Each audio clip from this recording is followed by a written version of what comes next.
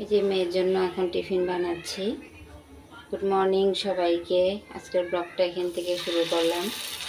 মেয়ের জন্য টিফিন বানিয়ে নিচ্ছি। লুচি আর সুজি দেবো। আজকে বৃহস্পতিবার, তাই নিরামিষ করতে হবে সব। লুচি করে দিচ্ছি আর সুজিটা করে রেখেছি, দেখাবো।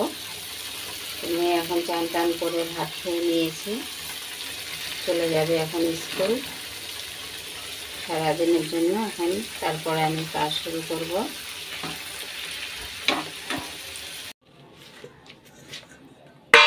ঢাকনাটা দে, চামচটা দে।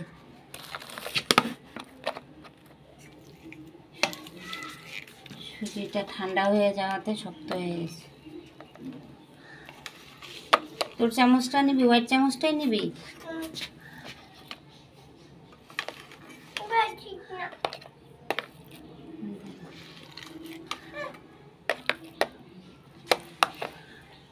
নিচ্ছি তো, আমি রাখবো তো, বানাবো না।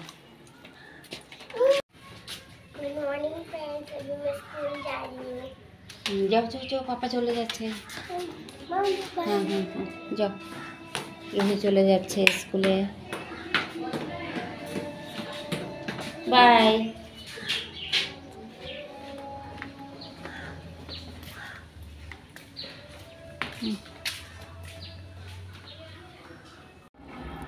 এই যে এখানে মাংসটা আগেই তেল আর হলুদ মাখিয়ে রেখেছি।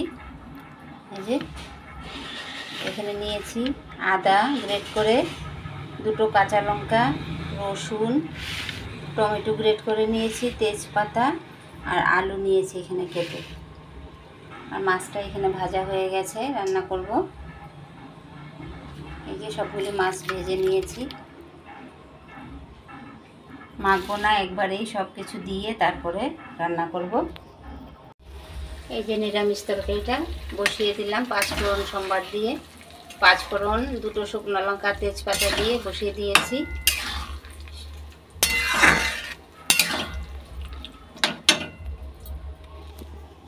এই যে মাংসটা বসাবো, তেল বেশি হয়ে যাবে, মাংসতেও মাখা রয়েছে, আবার এখানেও তেল। তো আলুটা দিয়ে দিচ্ছি।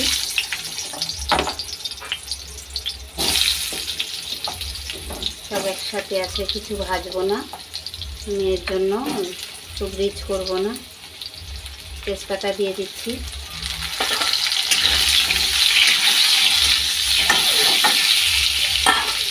সব কিছু দিয়ে দেবো এখানে, টমেটো, কাঁচা লঙ্কা সব কিছু দিয়ে তারপরে বসাচ্ছি।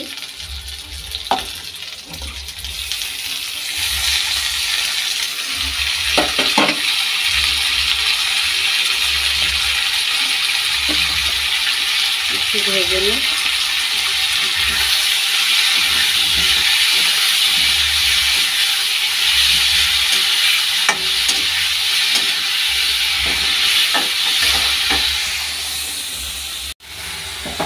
মাংসটা দিয়ে দেবো, নুন আছে ওর মধ্যে, মাংসটা দিয়ে দিচ্ছি। আর এখানে জিরে, লঙ্কা, হলুদ দিয়ে দিচ্ছি, দিয়ে একটু নাড়া দিয়ে দিই। ঢেকে ঢেকে আলুটা সিদ্ধ করে নেব। আলু বেশি বড় করে দিইনি, একদম ছোটো ছোটো, যেমন মিনি মাংস। তো আলুটাও দিয়েছি ছোটো ছোটো টুকরো করে। এই যে মাংসটা হয়ে গেছে, রান্না হয়ে গেছে, ড্রাই মাংস, একদম ড্রাই করে করেছি। রেখে দাও।